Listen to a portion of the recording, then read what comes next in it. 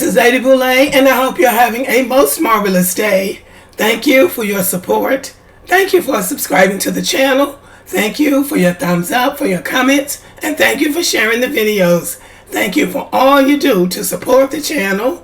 And yes, we are commanded to love one another, whether we want to or not, or whether we agree with each other or not. We are commanded to love one another. Today, I want to talk about when you think it couldn't happen to you. Now, as Black Americans, we know just about anything can happen to us here in America. And we're not surprised. We might be shocked, we might be hurt, but we're not surprised because we know if it can happen in the United States, it can happen to us, whether good or bad. We know it can happen to us. But there are people, or there seem to be people in this country who think that they are exempt from certain things happening to them. This young lady's name is Jaahnavia Kendula, and her story takes place in Seattle, Washington. Jaahnavia is described as an effervescent young woman with a bubbly laugh and a radiant smile. She was an outstanding student about to earn her master's degree and a beloved daughter making her mark in the United States, thousands of miles from home. This 23-year-old graduate student from India was fatally struck in Seattle, Washington in January by a police car as they were responding to another call. So they were so busy going to another scene that they struck this young woman and she did not survive. It's hard to imagine the pain and grief of a family who sends their child off to another country to study only to get the news that their child has been killed. So that was a tragedy within itself, but how it was handled makes it a double tragedy. When the body-worn police camera was released, they captured the conversation of an officer laughing and saying that $11,000 was compensation enough for her death. So this young woman's family heard that. A police officer laughing and saying, just write a check. $11,000 will be enough. Another officer was sent to the scene to investigate to see how she was hit. And he laughed. He's talking to somebody on the phone. And he laughs and says, well, she's dead. And went on to say that she was of limited value. So he decided that her life was of limited value. 23 years old, her life just getting started. But he makes the decision that she's of limited value. And her life was only worth about $11,000. It really makes you wonder about people who are serving the public. What kind of person would say something like that? Her life is of limited value. So now the Indian community in the United States is in an uproar. And they are marching and talking about her and making phone calls and trying to make a scene. But this is what happens. Now see, when tragedy strikes in the Black community, we don't hear anything from them. We don't hear anything. They think, well, it's something they did. Or what did they do? Or that just happens to Black people. They try to find ways to take sides with the police. So it can happen to anybody. They think things like this couldn't happen to them. And accidents do happen. But it was bad enough that this young woman was hit. But then for them to make a joke about her life and offer $11,000 is unconscionable. And let's just be clear, there is no way under the sun they would have offered Black people $11,000. Black people are not going to even entertain the conversation if they're not up into the millions. And I don't care what kind of thug they called him or her or how they tried to devalue their life. They're going to pay millions if something like this happens to a Black person. Okay? But again, when things happen to Black people, Other groups of people don't seem to be fazed by it. Oh, that's just those black people. But when it hits home, then you see the devil can strike anywhere. And the cops were in the wrong. This young woman had the right of way. So they were the ones at fault. Now this annoying man right here, Vivek Ramaswamy, is running for president of the United States. His family came here as Indian immigrants.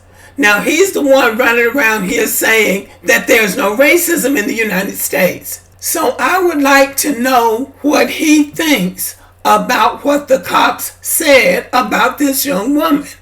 They placed little value on this woman's life because she is of Indian descent. They would not have said that about a young white woman that they hit, and they would have shown a lot more concern for that woman's life and her family and her community. This man has not said anything about this young woman's death, and he won't. He's all about trying to present himself as a white presidential candidate. He will never say anything about this woman's life. Accidents do happen, and what happened to this woman was an accident, most likely. They didn't hit her on purpose. But it was how they handled it that was so mean and so cold and inconsiderate of her life and of her family. So what is a racist? Except somebody who judges another person on the basis of their skin color, who treats them well or not well based on their skin color, and who's willing to dismiss their humanity based on their skin color. So by that definition, these men behaved as racists. Indians in America, depending on how dark their skin is, distance themselves from black Americans for fear they will be mistaken for a black American. Because sometimes if a black woman is wearing a weave, or if she has a certain type of natural hair, she might be mistaken for an Indian. So they try to distance themselves from black Americans more than some of the other groups. Remember, Mindy Kaling's brother, who is also Indian, shaved his hair and passed himself off as a black American to get in med school. But at the end of the day, it's not who you are or who we are, it's who they are. It's who the racists are. They don't care if you are an Indian or black American or an Asian from anywhere or Hispanic. If you are not white and you are recognizably not white, you might as well be any of the other groups.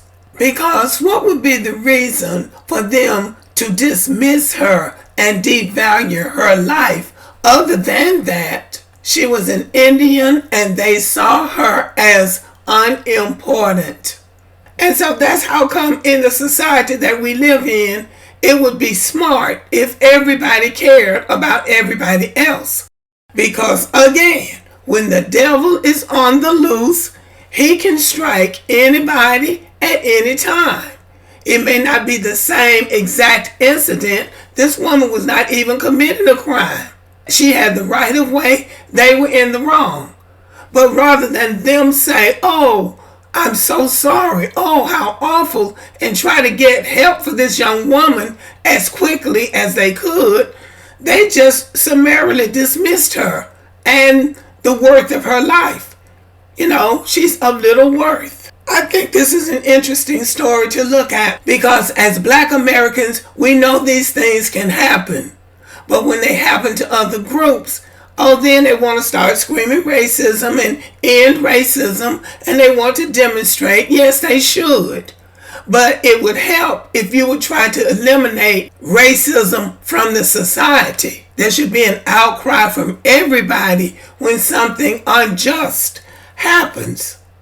So anyway, y'all, I thought I would just bring this story because it has something of a familiar ring to it. Something tragic happens, and they try to cover it up or they dismiss it and treat your life just like it's not worth anything. But these things are happening to these people too. They just don't talk and they don't make noise because nobody wants to get sent back home. Nobody wants to be singled out. Oh my goodness. They treat us like the black people. Everybody's afraid of being treated like black people. But you can be treated like black people. You are not exempt because you're not black. When the devil is on the loose, he can strike anybody. Okay, y'all. Thank you for listening. Let me know what you think about the video. Subscribe to the channel. Give me a thumbs up. Leave a comment. Share the video. And as always, have a great day.